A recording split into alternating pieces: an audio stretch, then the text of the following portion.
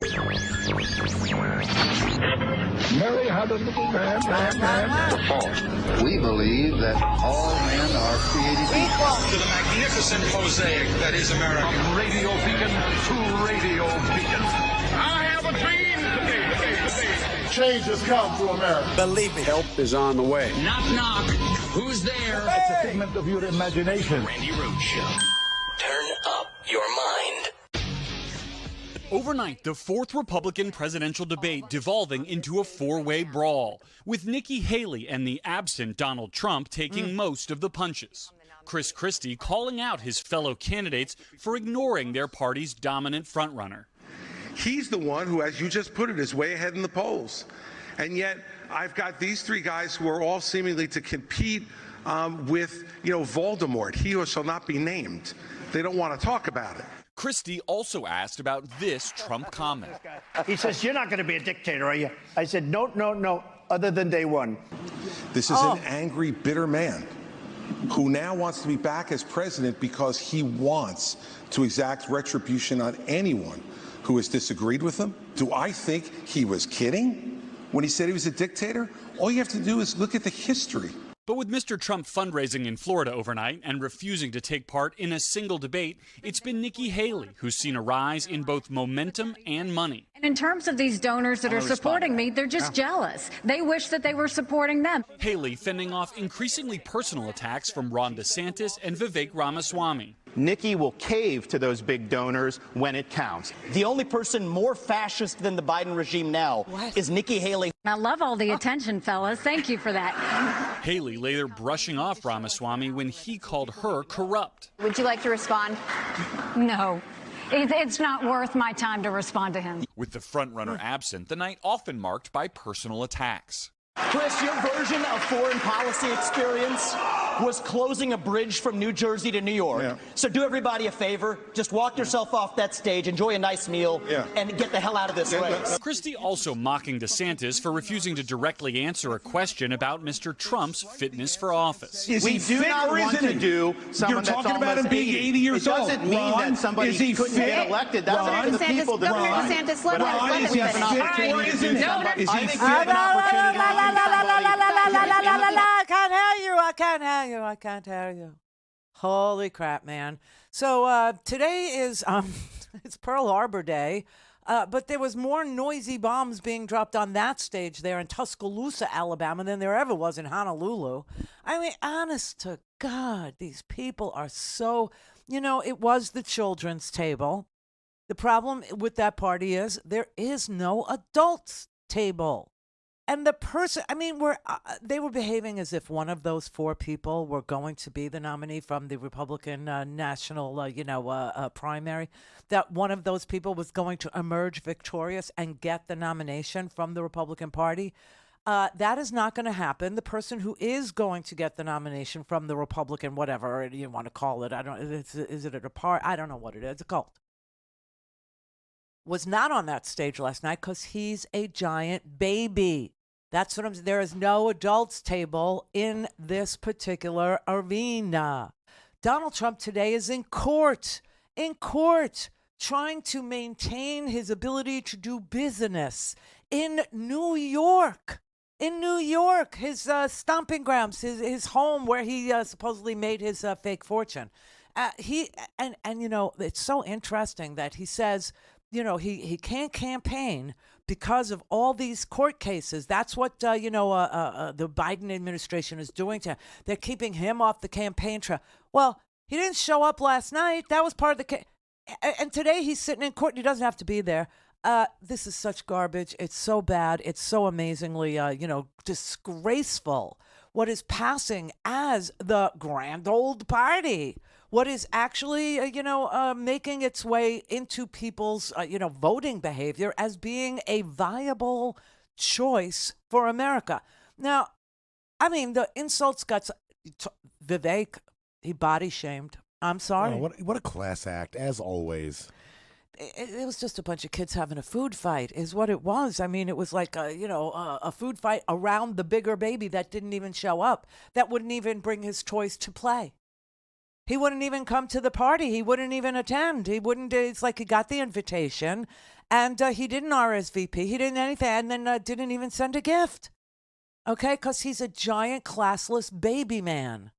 They're all disgusting, all of them. And, listen, I get, Chris Christie trying to, warning Will Robinson, warning, he's a bitter old bastard. Okay, I get it. He's going to use, if he should ever get near the powers, the levers of power again, he's going to use it to get retribution against anybody who stood against him, anybody who voted against him, anybody who spoke against him, anybody who had a media, outlet that didn't cover him glowingly. So, you could kiss CNN goodbye, you could kiss MSNBC goodbye. This man does not believe in the Constitution. In fact, he said he would get rid of it. And he doesn't believe in freedom of the press, let alone freedom of speech. No.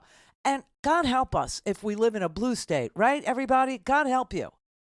Do you really think that your federal government, with him at the top of it, would ever send a nickel or a dime or share a tax credit, with a state that didn't send all of its electors to be certified on January 6th for him? No, hell no. So, there's a lot to think about here with regard to what this man represents. But he is a bitter old bastard. I mean, there's no question about it. But being warned about Donald Trump by Chris Christie is tantamount to like being warned about Jeffrey Dahmer by Ted Bundy. Do you know what I'm saying? And to listen to Vivek, he's Pennywise. You understand what I'm saying? I mean, he's like when you look at him, and this is what I learned from one great lunch that I had with who wrote Penny King. Yeah, King. Stephen King. Yeah. And the greatest thing that I walked away from that lunch with was his philosophy of like, how does he come up with these horror stories? And he said, you just think of what is the worst thing that could ever happen and write that. Okay. So that's why I'm saying Vivek is Pennywise, because when it comes to clowns, the worst result is Pennywise. And that is who Vivek was last night. He was a clown. He was a clown that played low. I mean, the level of low. I mean, there's not. I used to say spit on the belly of the snake was about as low as you could get. This man found a way to get lower. He really did. He found a way to get lower. Honest to God, and being told about danger ahead for our democracy by Pennywise there was really offensive. I mean, it wasn't just obscene. It was really offensive. Really offensive. And the people in that audience were going, I like that man. They were. And it's just, I mean, he went full on conspiracy theory. Full on bigotry, full on racism, full on anti-Semitism, full on, you name it, Vivek went there. He went there. All three of them have been licking Donald Trump's boots for years for money and endorsements. Ron DeSantis, you've been a great governor, but you would have never been one without actually begging Donald Trump for that endorsement. And you attacked him in your book a year ago. Same thing with Chris Christie as a lobbyist, begging them for COVID money for his special interests in New Jersey, prepping him for the debates last time around. These people are now Monday morning quarterbacking some decision he made. I think the real enemy is not Donald Trump. It's not even Joe Biden. It is the deep state that at least Donald Trump attempted to take on. And if you want somebody who's going to speak truth to power, then vote for somebody who's going to speak the truth to you. Why am I the only person on the stage, at least, who can say that January 6th now does look like it was an inside job? What? That the government lied to us for 20 years about Saudi Arabia's involvement in 9/11.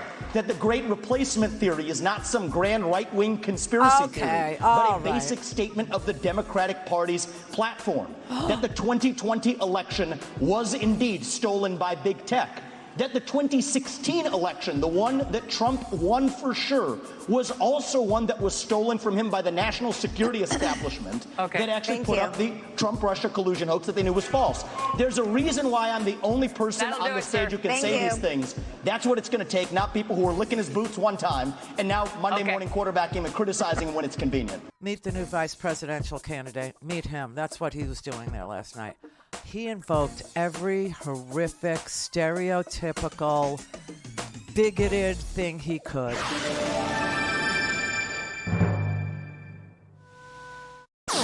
All things Randi at RandiRhodes.com. Go for launch. Speaking truth to power, the Randi Rhodes Show. We're talking about that trans issue. And Nikki Haley's campaign launch video sounded like a woke Dylan Mulvaney Bud Light ad talking about how she would kick in heels.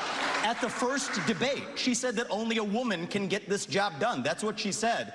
After the third debate, when I criticized Ronna McDaniel after 5 failed years of leadership of this party and criticized Nikki for her corrupt foreign dealings as a military contractor, she said that I have a woman problem. Nikki, I don't have a woman problem. You have a corruption problem. And I think that that's what people need to know. Nikki is corrupt. This is a woman who will send your kids to die so she can buy a bigger house. This is the problem. Using identity politics more effectively than Kamala Harris is a form of intellectual fraud. And it actually needs to end. There's our donor puppet masters wielding their puppet right up here tonight. This is how this game is played. The puppet masters put up their puppet, and I reject the use of identity politics in this party. It has been a cancer coming from the left, and I'm sick and tired of the double standards the people of this country are too. Having 2 X chromosomes does not immunize you from criticism. Really? Republican, Democrat, Independent, we all have to be sick of him talking at this point, right? Just hearing him is getting old. I don't care what your politics are. In a world full of Viveks, be a Jayapal. In a world full of Ramaswamis, be a Kamala. Do you know what I'm saying? He's so obnoxious. He is so unaware.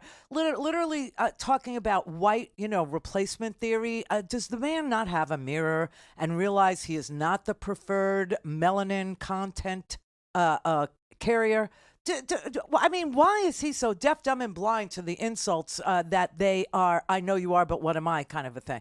It's so gross. It's speaking of the trans issue, and he brought props, okay? He brought a piece of paper that said Nikki's, I mean, it is so painful to watch the race to the bottom that is that party.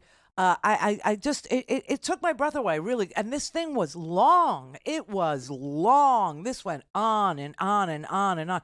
I think it was like 2 hours. It was really stinking long. And it was just one insult and one group singled out for pillorying or for insulting or for bigotry. One group after another, after another, after another, after another. If it wasn't the Jews and Soros, and, Soros is sending in the immigrants to replace white people, being told to you by Pennywise the clown there, who is so unaware of the fact that he is Pennywise the clown. And if he looks in the mirror and he sees, whiteface, it's because it's pancake. Okay? I mean, the world does not see you as being, spareable in your GOP, Vivek. Then they started with the trans issue, and Nikki, listen, she was as grotesque as the attacks by all these guys were. She used her femininity, she used her feminine wiles to say, "Oh, gee, thanks for all the attention, fellas." It was like, a scene out of, a Philadelphia Story. It was very cute, very adorable, but. Honest to God, man, it was like she couldn't get down in the mud, faster, fast enough. She had to trash trans kids too, and she had to trash, hormone blockers and jump on the bandwagon of faux science about, hormone blockers are permanent and you can't reverse. It was just so ill-informed. It was just so bad. It was so ugly. It was just big tech was his way of not getting sued by apparently Smartmatic and Dominion. I don't know. Everybody's attacking, Donald Trump in Vivek's world. Everybody. And Vivek is there to protect that Tubalard from, the slings and arrows of the likes of Chris Christie and Nikki Haley. And then, let's just remember for a brief moment here that Nikki Haley was, like it or not, she was the UN ambassador. She was the United States ambassador to the United Nations. And Vivek decided to, do this. So foreign policy experience is not the same as foreign policy wisdom. I want everybody at home to note that I was the first person to say we need a reasonable peace deal in Ukraine. Now a lot of the neocons are quietly coming along to that position, with the exceptions of Nikki Haley and Joe Biden, who still support this, what I believe is pointless war in Ukraine. And I think those with foreign policy experience, one thing that Joe Biden and Nikki Haley have in common is that neither of them could even state for you 3 provinces in eastern Ukraine that they want to send our troops to actually fight for. Oh, my God. Look at that. This is what I want people to understand. These people have, I mean, she has no idea what the hell the names of those provinces are, but she wants to send our sons and daughters and our troops and our military equipment to go fight it. So reject this myth that they've been selling you, that somebody had a cup of coffee stint at the UN and then makes $8 million after, has real foreign policy experience. It takes an outsider to see this through. Look at the blank expression. She doesn't know the names of the provinces that she wants to actually fight for. And there's her puppet masters right there. The donors right there that are playing her like the puppet master. I think he means oblasts, not provinces. I don't know. But this is so disgusting. He is so vile. He literally is a big pharma bro who lied to a bunch of senior citizens, used his mother, who has the position of geriatric psychiatrist, bought a drug that he knew did not work, but it was, for sale at a very, very low price because it had failed multiple trials, okay? Multiple. It wasn't effective. It didn't work for Alzheimer's, but his mother was a geriatric psychiatrist. She rejiggered the words in the results of the clinical trials that it did not pass muster for, bought this thing at a low price, and then tried to elevate the price by having his mother say, the possibility is good if we did one more clinical trial and we used a different, it could work, and got a fortune invested through fraudulent means for a drug that eventually did fail again. But he kept the money. I mean, this is the guy that's going to lecture people who actually did spend their time in public service. Now, I mean, he could have argued the United Nations is broken, could have made that claim, but instead he decided to make it personal against her. And she's too stupid to know how to say Kharkiv. She's too stupid to know that it's not a province. And I don't know if he's talking about regions or oblasts.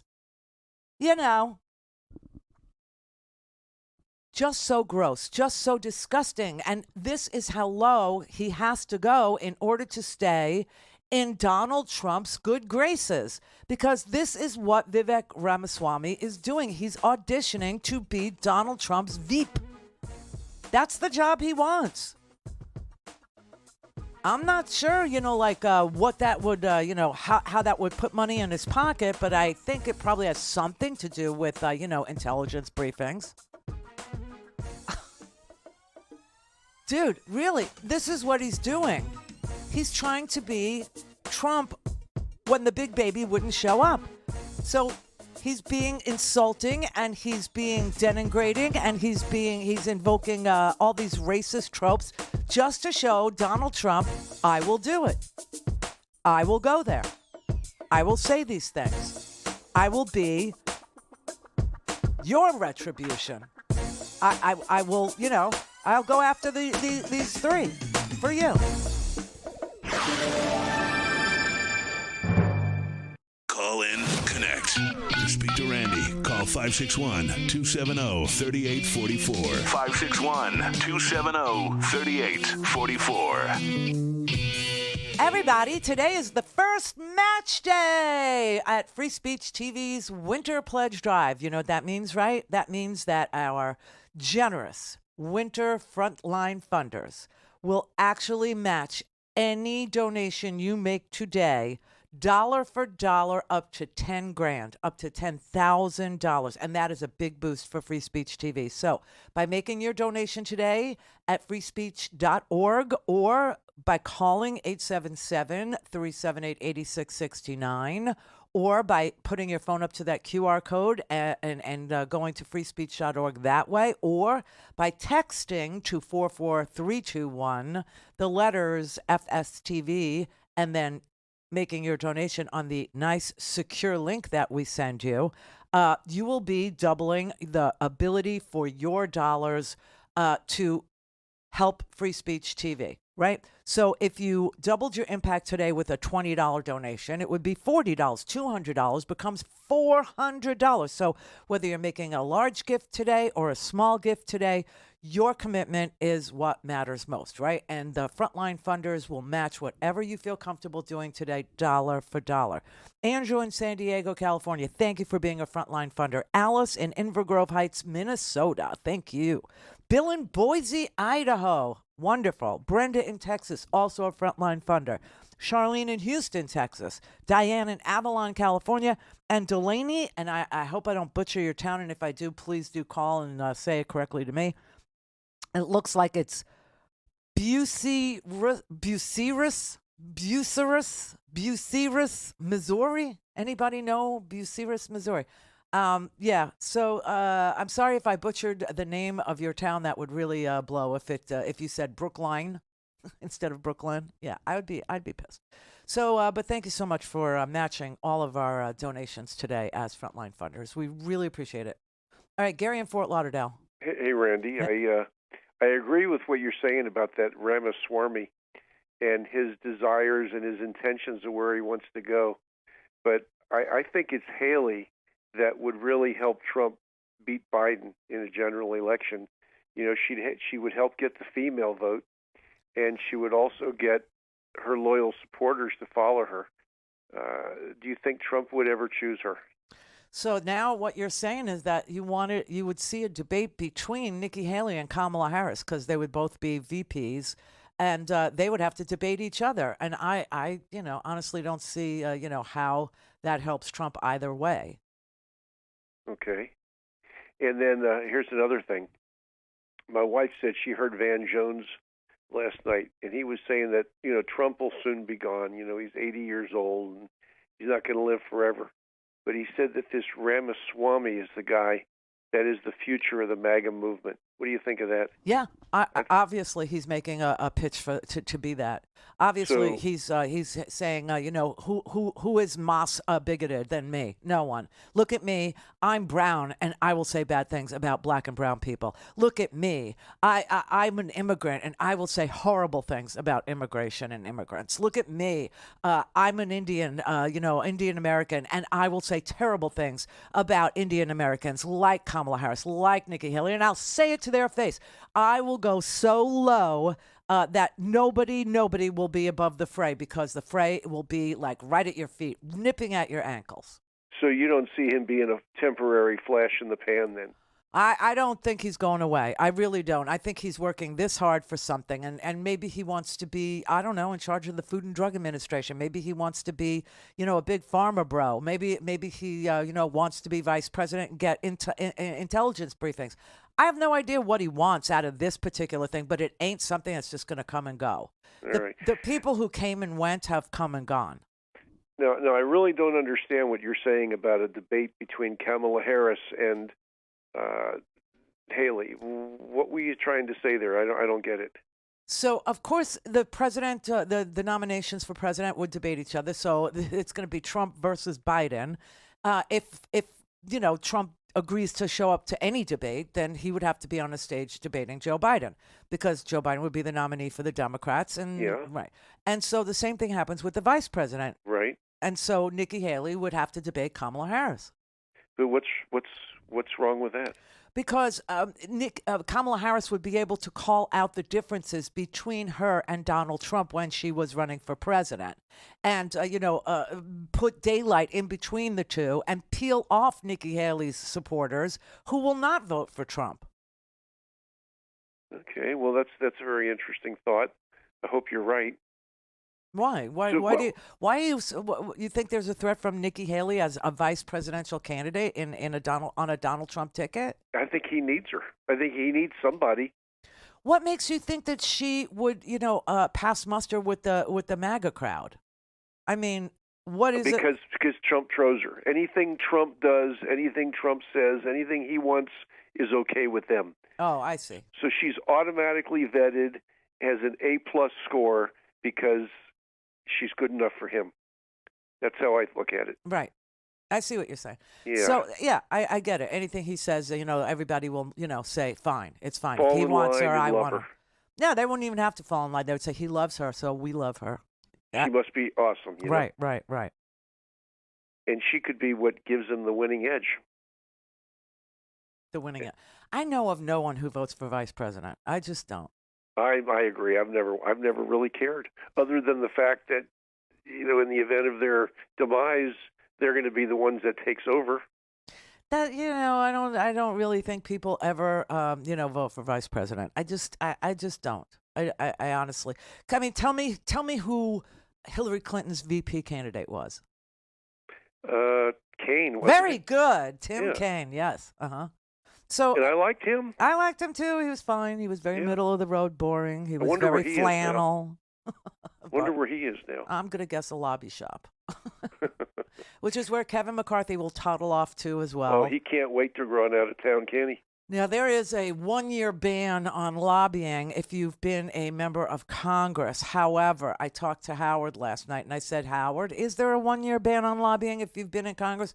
He said, yes, but it's the easiest thing to get around, and every law firm knows how to do it. First, they make you an observer, and they put you on the payroll, or then they say, you know, if he has a law degree, they'll say he's here as a lawyer, he's not here as a lobbyist, or, you know, whatever. They always find a way, so... You know, I just read while I was watching your show that this guy, let me see, who was the guy that was almost going to get the job as Speaker of the House? What was his name? Patrick McHenry. Yeah, he's leaving too. Yeah, bye-bye. You know, you want to hear something crazy about Patrick McHenry? Because I read it too. Not only is Patrick McHenry, who was the sort of kind of acting Speaker of the House for 3 weeks, he didn't have the power of the speakership. Remember that? Mm-hmm. But for 3 weeks, he was a stand-in when the Republicans could not choose. They couldn't figure out that Mike Johnson had been called by the Lord to be the Moses in the Red Sea moment. Anyway, he's leaving, but he has been a congressman. He's only 48 years old, Gary. He's a 10-term member of Congress. Wow. 48 years old. He's a 10-term member of Congress. So he was in there when he was 28 years old. 28 years old. Good for him. I mean, it's of course he's going to a lobby shop. He was chairman of the finance committee. Duh. Yeah.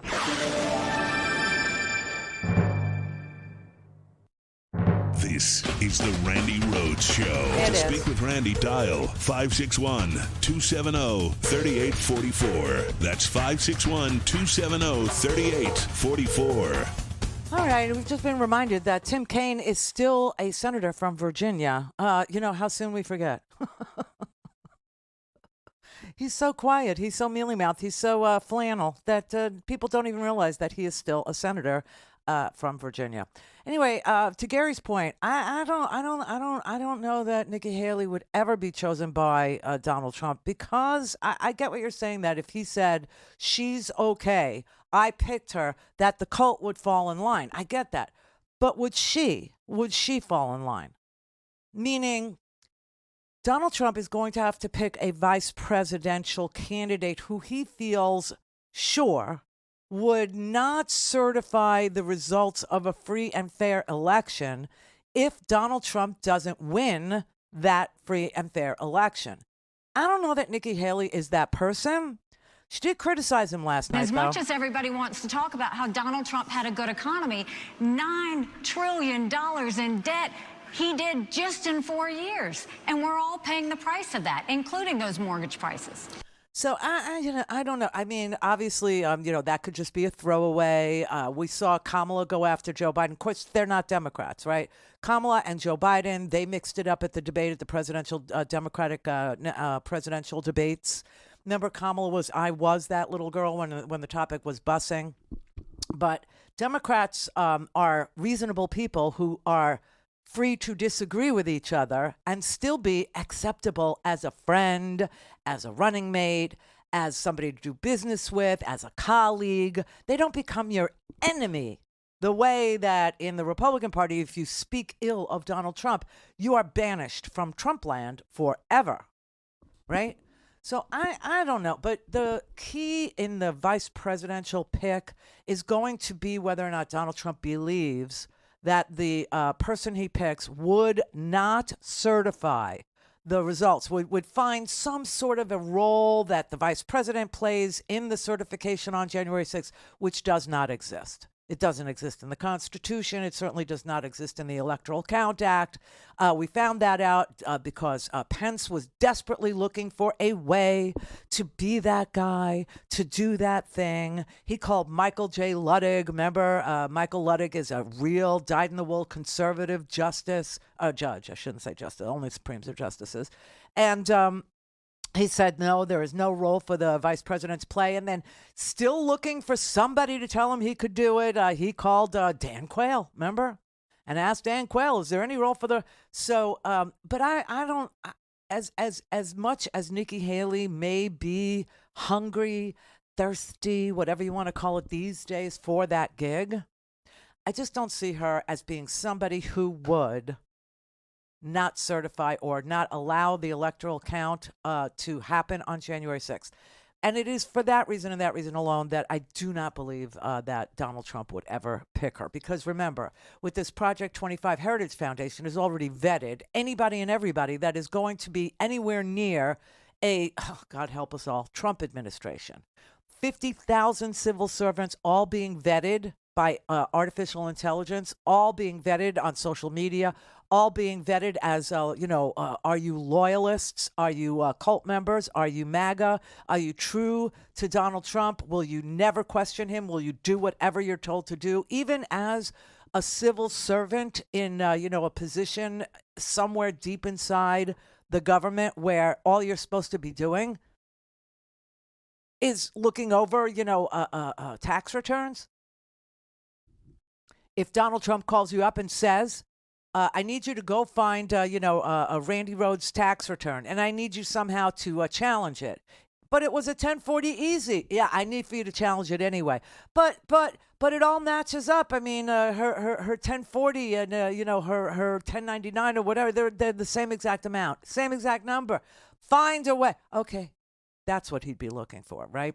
And so in the vice presidential position, he's looking for somebody that won't certify the result of an election or would be an impediment to the to the House doing its job on January 6th and simply opening the box and counting the electoral the electors, right?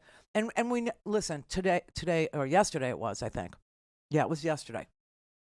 You had fake electors indicted in Nevada, 6 of them there. You got fake electors facing the Bar of Justice in Wisconsin now, in Michigan, in Nevada.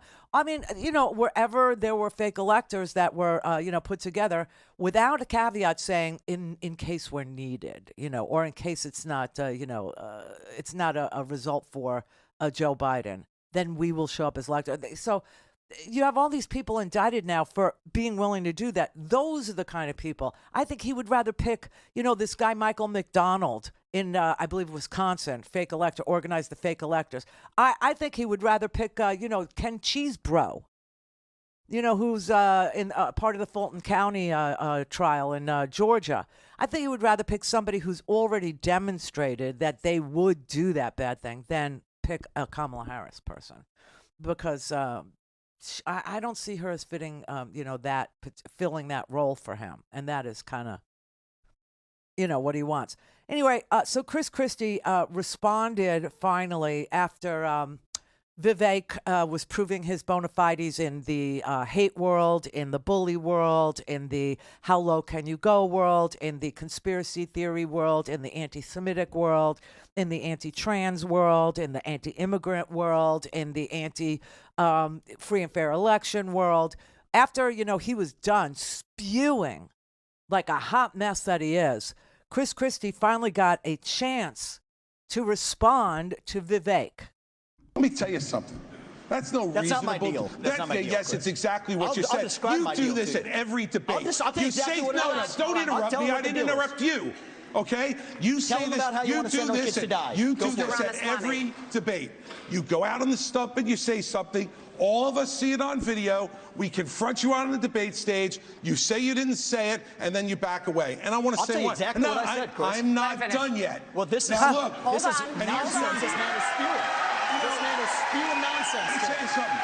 This is the fourth debate that you would be voted in the first 20 minutes as the most obnoxious blowhard in America. So shut up for a little while. I'm gonna respond to that. I want to say What's your version of? We're going to let you respond to that. We're going to let you respond to that. I'll take Let him that. finish. I want to say something else.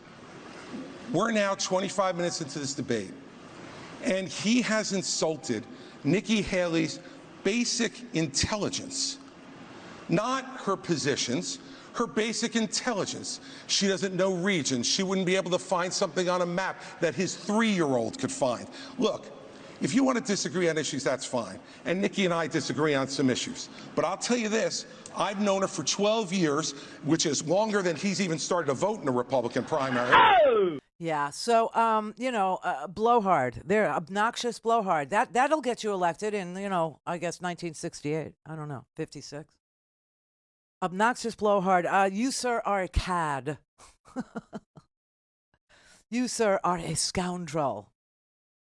You can go all the way Russian on this and call him a syphilitic, wild boar. Syphilis, the threat of having a syphilitic brain in early Russia was very, very potent. It was a very good insult. I like that very, very much. But, I mean, listen, this guy is up there auditioning. That is what it would take, I think, Gary, to be Donald Trump's vice president. The willingness to not only be bigoted and ugly, to not only talk about children in a dismissive manner, to say that children couldn't possibly be transgendered, they couldn't, that it's mental illness. Obviously the man knows nothing of what he speaks. He has no experience in global policy. He has no foreign policy experience whatsoever. But he's just willing to pretend that everybody is subservient or somehow sub to him. Everybody is, less than him. Everybody is a poorer choice than him. It's sad, but that's what it's going to take to be Donald Trump's vice president. Tehran in Pennsylvania. Yes. Hi, Randy. How are you? You're named after the capital of Iran? I am. Wow. You got a problem with that? I don't know. Okay. Tehran's a pretty common name. We have a basketball coach's name, Tehran. Not an uncommon name. Many Muslims live in America. Not a reason why I called, but awesome. I remember listening to Randi Rhodes when you were on Air America way back when. I sort of lost focus with you. You got into the whole Russiagate thing. That got a little out of hand. But I'm calling you about Biden. He's in trouble as a black male voter. I don't think he's really doing a good job to find ways to appeal to black male voters. He's really losing them in droves. And his inability to use the term black agenda.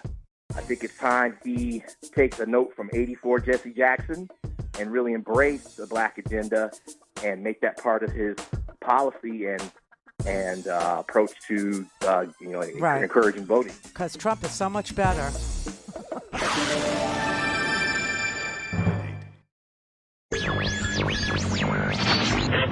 Mary had a little man.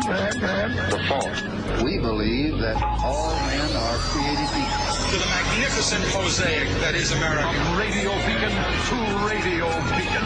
I have a dream today. Change has come to America. Believe me. Help is on the way. Knock, knock. Who's there? It's a figment of your imagination. Randi Rhodes Show. Turn up your mind. There's been a lot of talk lately about a Trump dictatorship. I got to say, Trump makes sense as a dictator, and the word dictator makes sense for Trump. I always thought that word was too goofy and silly sounding for what it meant, but with Trump, it totally works. The man is both a dick and a tater. Can't deny that. There's a lot of people talking about it. Liz Cheney says if he wins the next election, that'll be the last election we ever have. Hannity asked Trump himself if he would be a dictator, and Trump hemmed and hawed for 5 minutes before finally saying only on day one. So it seems like a distinct possibility. Yet, a huge chunk of our fellow Americans seem unconvinced and unconcerned by this. Right now, of course, granted, a full third of Americans are actively salivating at this prospect. At least I think they're salivating. It's hard to tell. They tend to drool a lot as a people. And then another third of us are very, very terrified by this notion, but it's that final third that I don't get. That third in the middle who seems to think that that type of thing just can't happen in this country, or that Trump and Biden are equally bad and inconsequential options. I don't get it. They're like, oh, no, this is the land of the free. All right, we sing it at every football game. That's got to count for something. That type of thing can't happen here. And I think a lot of them think like, well, we already have one Trump presidency and it didn't end in a dictatorship. So I think you're overstating things. Like, oh yeah, you mean the Trump presidency, which ended with a failed attempt to overthrow democracy at the 11th hour? You mean that Trump presidency? You're okay with running that back because you think Biden's too much of a papaw? What are we talking about? This is like if you had a babysitter who tried and failed to abduct your child, and then later you rehired that babysitter because her replacement was taking too many naps. It's crazy.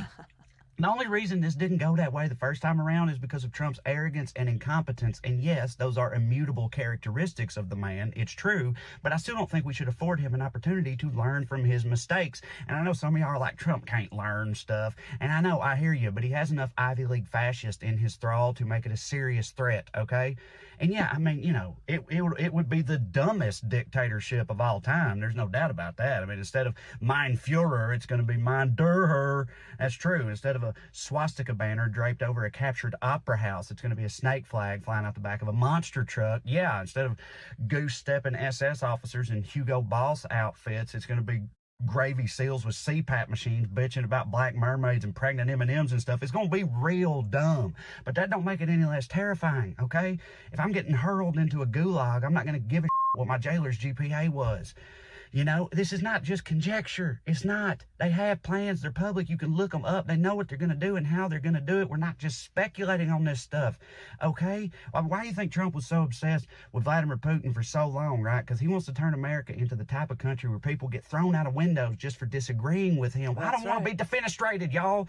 This is real. Defenestrated. I don't want to be defenestrated. Fenestration windows. Very, very, true. All true. So for our caller, Tehran, first of all, in 30 years that I've been taking calls, I have never spoken to a person named Tehran. So, yes, it was shocking to hear that a person was named after the capital of Iran. And number two, you don't think that Biden has a black agenda? Well, I would suggest you Google that. I would. I just found real quick 36 pages of the Biden-Harris agenda that benefits the African-American community, everything from black farmers all the way to black home ownership, all the way to reconnecting black communities after highways were built in between them in order to separate black communities from places of commerce. I really check yourself, okay? Because I really do believe that most of, what you're saying has to do with being for, pro-Hamas than it does anti-Biden or pro-Trump. Donald Trump hates you, okay? He literally hates you. And you're calling me saying you're disappointed that a president of the United States who's been president of the United States for 2.5 years hasn't done enough for your community when, in fact, he has. And that you're now saying we're peeling off in droves, speaking for an entire group of people, you're peeling off in droves and you're going to vote for Trump? Come on, don't make me insult my intelligence by talking to you as if that's a real thing. And don't insult your own intelligence by saying you understand that not voting for Joe Biden isn't going to help Donald Trump be a dictator, isn't going to help Donald Trump be the next president of the United States, because it is. It is. You're going to vote for what? Who are you going to vote for? A third-party candidate? Good luck with that. No, I know that there are a lot of people of color who are currently very anti-Biden simply because they're pro-Hamas. They've been telling me that. They've been showing me that. They've been writing to me about. And in fact, when I first brought it up, it's very interesting. But people have had Juliana Margulies also. She's a very famous person. But Juliana Margulies actually said the same thing I did. But because I'm so below the radar and she's so above the radar, she had to apologize. But she sees it too. She sees exactly what you just said to me. What you just told me on behalf of your community is happening, she said was happening, and that it was really upsetting to people like us, Jews, who stood side by side throughout the entire civil rights movement, throughout the entire movement of equality for gays and lesbians and trans, throughout the entire movement for better social education, for teaching the 1619 Project, for explaining to you what a critical race theory was, and that it wasn't being taught to little kids, and that it was an advanced graduate course in law schools. And, defending every single movement that was for justice and equality in this country. And now all of a sudden there's a need for people to stand with us, and not so much. So she said that. I've been saying that. And she had to apologize. I will not. I'm not going to apologize. That phone call right there told me just about everything I really need to know about what's bubbling right under the surface. Right under the surface. Because you really can't understand that these are two of the worst governments that are colliding in the Middle freaking East, which has always been volatile and always been bizarre and never has been fair or free or any of those things. And now you got a right-wing lunatic who, by the way, would be the Donald Trump of the Middle East, in charge of Israel, who doesn't give a damn about the hostages, to the point where the people in Israel who were protesting him so vehemently right up to the day that October 7th occurred. And now we're finding out after the fact that everybody understood that October 7th was being rehearsed for, and that people who were living down there on the border were trying to say, there's like fake little cities built down here, and we see, these Hamas terrorists rehearsing, getting over the wall. We even saw the paragliders. And Netanyahu going, no, that's just aspirational. That's not really happening. Okay? And so all the people that were protesting Netanyahu are now the people who live in the most progressive liberal portions of Israel, which is down there in southern Israel, who were then attacked by a terrorist organization, are people you feel are wrong for being attacked by a terrorist organization. And they don't give a damn about anything except getting their loved ones back, their hostages back. And Netanyahu couldn't care less what they want. That's the exact kind of presidency Donald Trump would have, where blue states, you get nothing. Nothing. You think redlining was a thing before you were born that you read about? Wait till you see what he's got in mind for you. Wait. The man is like for camps, okay? He's talking about camps. Putting people in camps. Well, we're peeling off in droves. We're not going to vote for Biden. We're not. Good luck with that. What do you want from me? That it's like the worst decision making in the history of presidential decision makers. And by the way, please do Google his black agenda, because it's so long I couldn't possibly read it to you. It's 36 single-spaced pages. 36 single-spaced typed pages.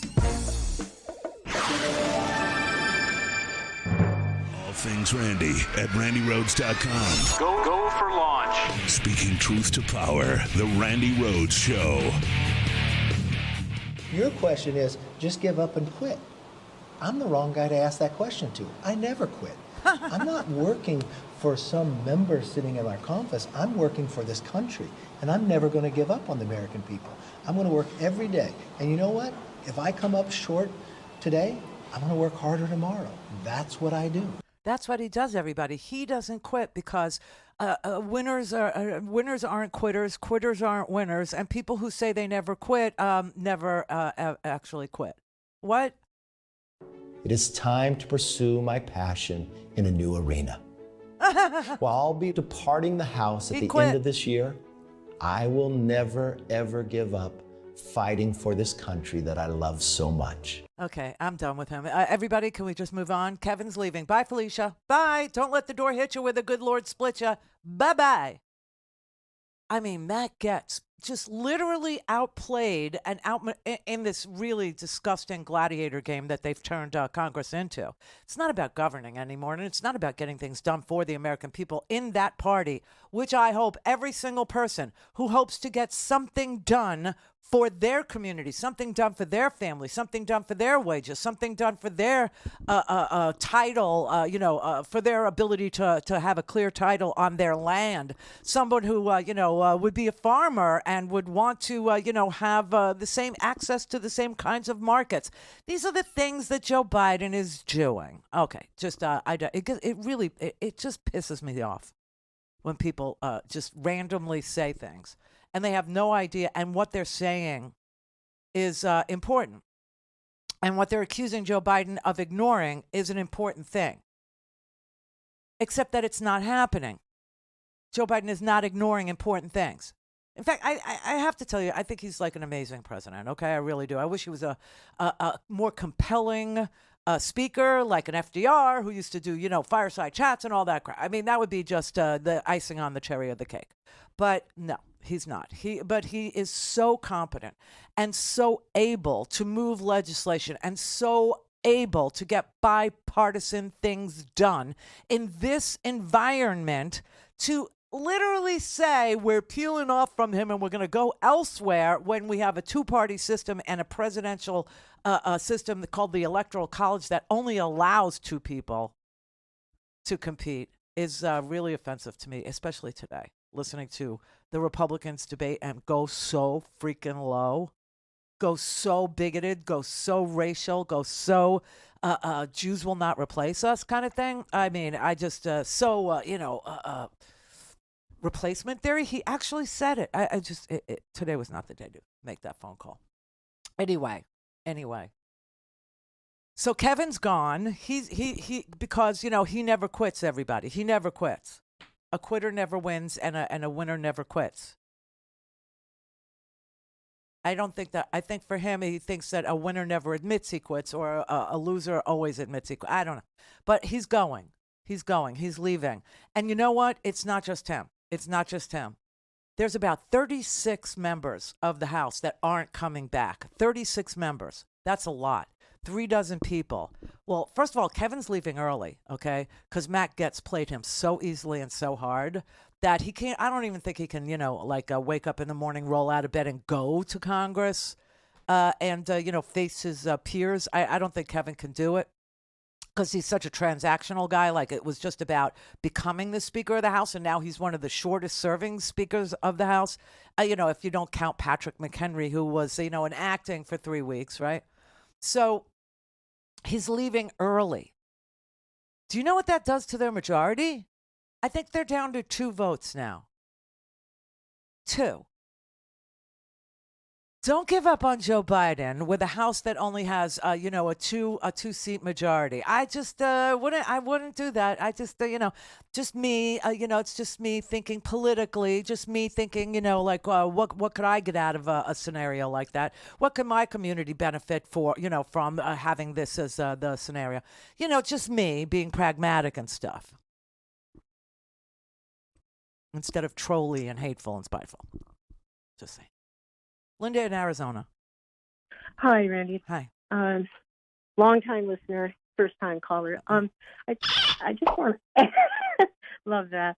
Okay, anyway, I'm calling because I'm really concerned about third-party spoilers, and I'm wondering why is no one talking about ranked choice voting?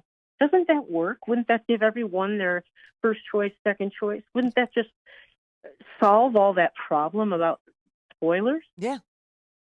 Well, how do we get that done? Well, you can't. The crazy thing is that some states have it, some actually do, and it works really well. It works great. I mean, it was an idea at first that I couldn't imagine how it would play, but now that it plays really well. It helps a lot of people, make the choice that they feel comfortable with and happy with. Only the top 2 vote getters. I mean, it's great. It's absolutely great. But we can't just talk about it in a presidential election year. We have to talk about it after the election. And, we have people that suck up all the oxygen out of the media, all the oxygen out of the room after every election. And we never, ever get to make the changes that we as voters would like to see made. And I don't think there's any voter from any party that wouldn't like ranked choice voting if they understood it. Yes, and open primaries. That way we don't get stuck with all the nutcases. We get, everybody would vote for someone that at least would support democracy. So I think there's, a lot we can do, but we do this through the states. And because that's something where, I'd be calling legislators in the states. It's not going to be a federal thing. It would be a state generated. Yeah. Okay. Because it's always been this way. It will always be this way, I think. We have 50 different states, and each state, this is constitutionally mandated, this is in the United States Constitution, that each state chooses the manner in which the electors are selected. And so, yes, every state has its own election. So, and it's like that so no one could rig it, right? It's like that so no one could steal a federal election. So, so all the change has to come piecemeal. It has to come from each and every state. Well, thank you. And can I mention one more thing? Yeah. Okay. The only remedy I can see, because Trump has built this movement behind a lot of angry people. Yeah. Period. But what do the Dems have? Okay. We didn't seize the opportunity when people were expressing their anger and their interest in Bernie Sanders. So I'm not saying Bernie run against, but I'm saying, what if Bernie were to go on the road as a Bernie for Biden? Kind of movement. Just start that democratic movement. I think he will. I think he has done it, in the last election. So I think he'd capture a lot of it if he did that. So no, I think he will. I believe he will. I really, honest to God, believe he will. So well, thank you so much. I think you're a genius. You're always the head of the class, and I just I'm really Linda, it is so hard to be ahead of the news. Really, it's just hard. I know, but thank you. I appreciate your. But you do it better than anybody. You have a great day and wonderful holidays. Thank you. Thanks for being a solutions person. I appreciate that very much. Very much. Oh, thank you. Bye-bye. Bye.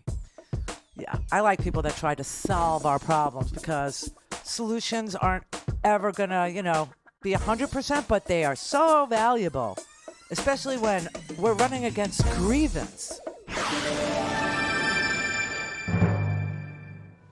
Call in, connect. To speak to Randi, call 561-270-3844. 561-270-3844. All right, everybody. It is the Winter Free Speech TV Pledge Drive, and today is the very first match day, meaning if you gave $100, it becomes $200 in the coffers of Free Speech TV, because we have frontline funders who really stepped up this winter. Really, this year, it's an amazing thing.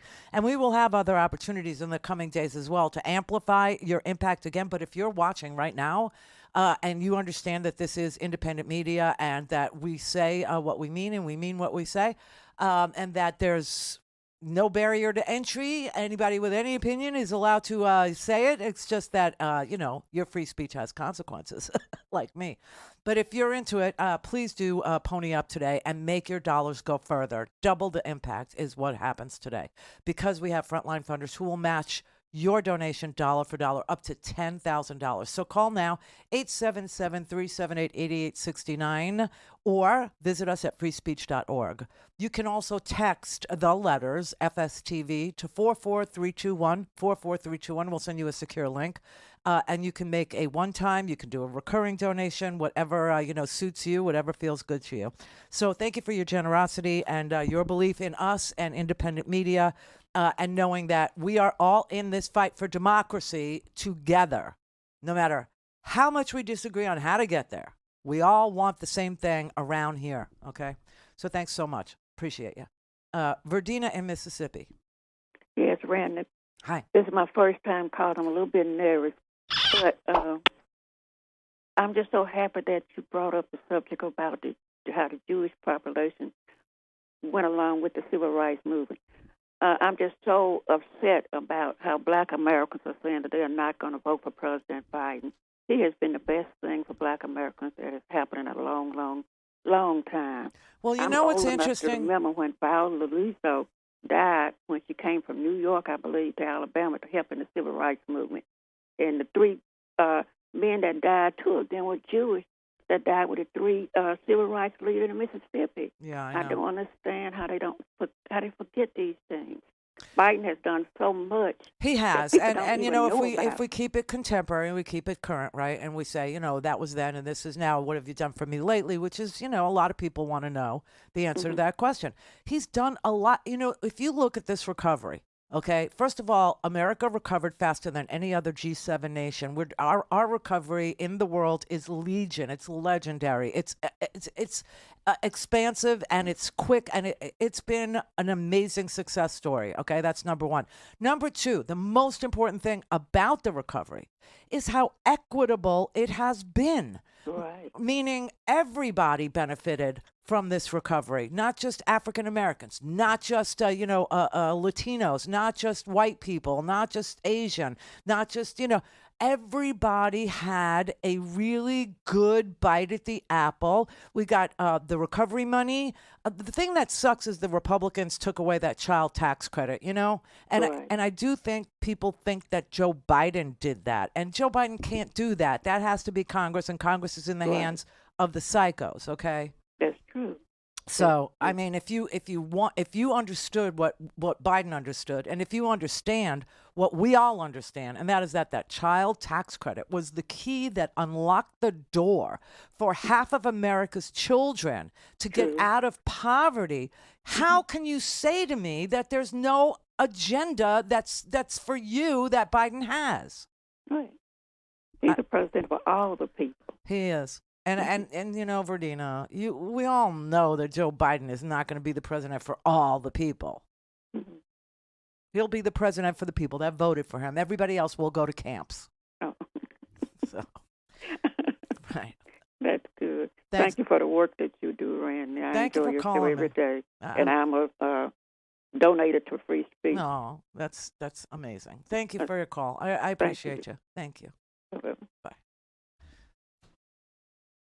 I think she's seen some stuff. I think she's been through some things. Okay. And when she says, I can't believe people forget these things, like, that's the feeling you get. Like, it's still so fresh to her, and she can't believe anybody would lose sight of these things. She sounds like she may be like a couple years older than me, just a couple. She's fine. But we both have the same memories of certain things that happen in our lifetimes. And the unity that actually allowed those things to happen.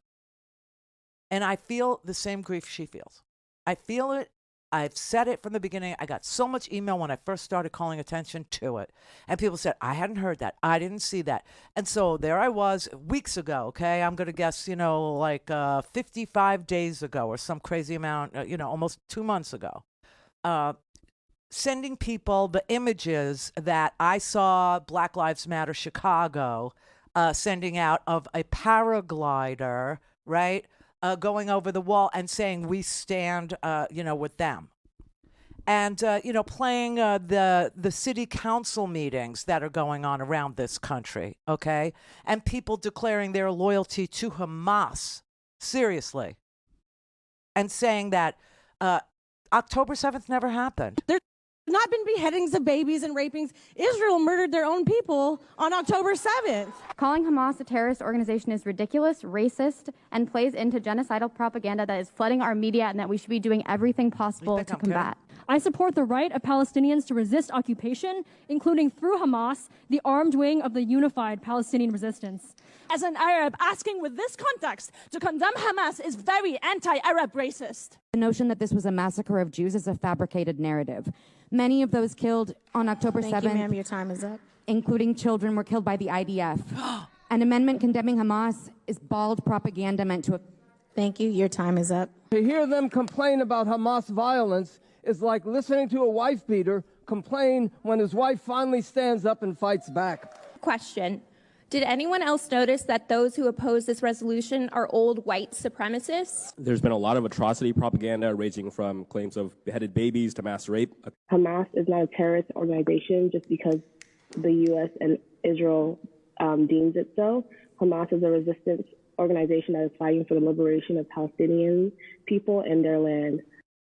Hamas is an organization that kills Palestinians in Gaza. Hamas is an organization that kills women, that rapes them. Hamas is a terrorist organization that resorts to violence. They are twisted. They have no humanity at all. They have no regard for human life. They are, the most brutal terrorist organization you could possibly imagine. They put people in cages. They set people on fire. They put babies in ovens. And no, the IDF did not kill anybody in Israel on October 7th.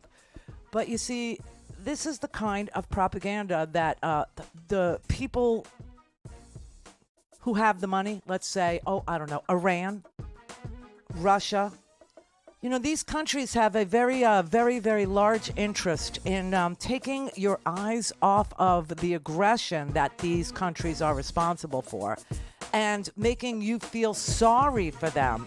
It's just what Donald Trump does too. He's the victim. Hamas, the terrorist organization, they're being victimized, don't you know? Russia's being victimized as they rape Ukrainian women as a tool of their war of aggression. I mean, the propaganda is so hard to deal with anymore. This is the Randi Rhodes Show. To speak with Randi, dial 561-270-3844. That's 561-270-3844. Republicans have long been critical of the nation's top universities, claiming they censor some opinions while embracing and supporting others. But even among some Democrats and here at the White House, there are concerns the line between free speech and hate speech has been dangerously blurred. From the White House, it is sad that I have to be asked about those comments that they made.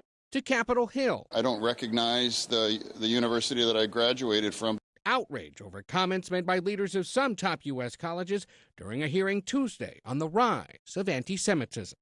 We embrace a commitment to free expression, even of views that are objectionable, offensive, hateful. Some lawmakers accuse them of being evasive when asked if calling for the genocide of Jews violated university codes of conduct. It is a context-dependent decision. Last night, UPenn's president expressed regret for her comments and testimony. I want to be clear. A call for genocide of Jewish people is threatening, deeply so. For weeks, critics have complained that colleges have turned a blind eye towards anti-Jewish hate speech. But Jeffrey Rosen, president of the National Constitution Center, says the legal threshold for banning any kind of speech is, and should be, incredibly high. I think the Supreme Court got it right when it said that speech can only be banned if it's intended to and likely to cause imminent violence. Private universities like Harvard, the University of Pennsylvania, and MIT aren't legally obligated to follow that standard, causing some to wonder why there's a higher standard in this situation. This is a terribly challenging time for campus speech, and it's admirable that universities are suddenly discovering the importance of protecting speech, but their critics say, why did it take you so long? So it's interesting that if you replaced the sentiment that's being expressed when you hear any means necessary, or from the river to the sea, Palestine will be free, meaning we will wipe out all the Jews in Israel in order to achieve a goal that never existed prior. But okay. Instead of talking about solutions, instead of talking about the idea that there is a terrorist organization that has been perpetrating crimes against the people in Gaza since 2006 when they were elected and then stopped having elections, which is exactly what is about to happen here if you make the wrong choice in the equation that you're being asked to solve for us. And then Hamas became such an abusive, rapey, enrich the top of Hamas, let Hamas go live in Doha, let them jet around the world, let them live on yachts, while the people of Gaza literally they never listen. Here's the thing that everybody's complaining about. They don't have clean water. They didn't have clean water. This is what we went over on day one before anything even happened. Before any retaliation occurred, I wanted everyone to understand that there was very little clean water in that 25-mile strip known as the Gaza Strip, that there was very little medical, that there was very little of supplies there, that there was no freedom at all, that it was Sharia law, okay? Women had to be covered, et cetera, and people were being killed inside Gaza by Hamas for not being supportive enough of this terror organization. On the other side of the border there was and is a right-wing, lunatic, extremist prime minister who still will not do anything to release the hostages. Everything with him is retaliation, retribution. Everything with him is, scorched earth. He fights like a freaking Russian. And so does Hamas, except Hamas actually is rapey, real rapey. So are the Russians. But honestly, this is not your war. This is not America's war. This is not your war. We don't have any troops there. We don't have, the Biden administration has been trying to talk some sense into what Benjamin Netanyahu is ordering be done, because everybody on this planet with two eyes, two ears, and a heart that beats knows that what Netanyahu is doing is causing anti-Semitism to rise.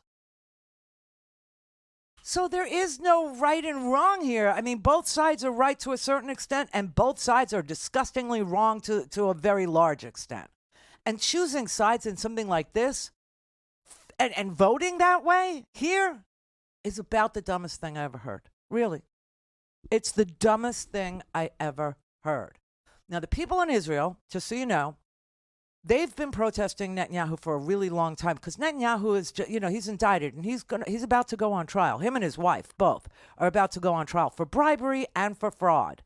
And I keep on pointing to him and his, time there as prime minister, and the way he fights wars and all this stuff as being a very cautionary tale for every American. If you think that right-wing extremists who practice hatred, bigotry, submission as a policy is going to be good for America, I want you to learn that man who is the Trump of the Middle East is showing you exactly how it will end here.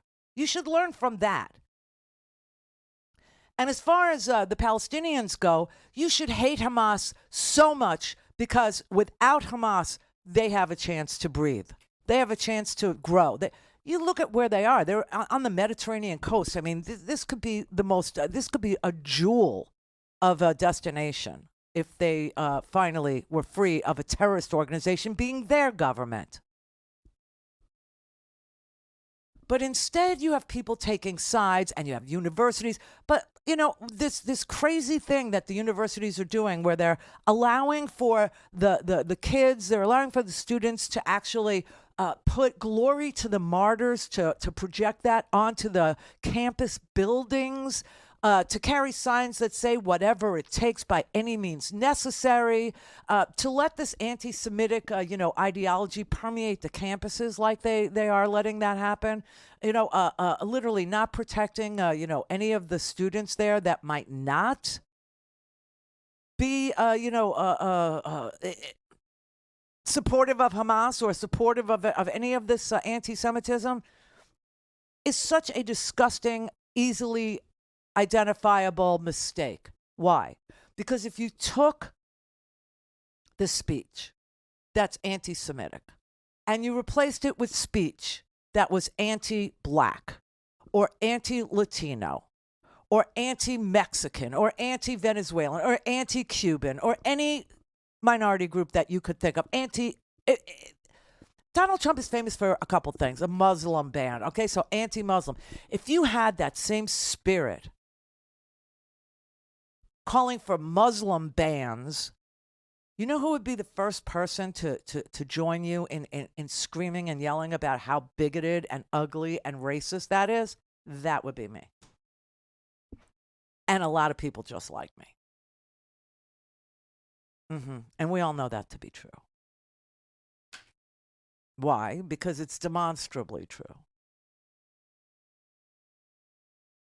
And so when the favor or when the solidarity or when the brotherhood isn't, returned, does it make me angry? No, but it hurts. It's disappointing. And it hurts.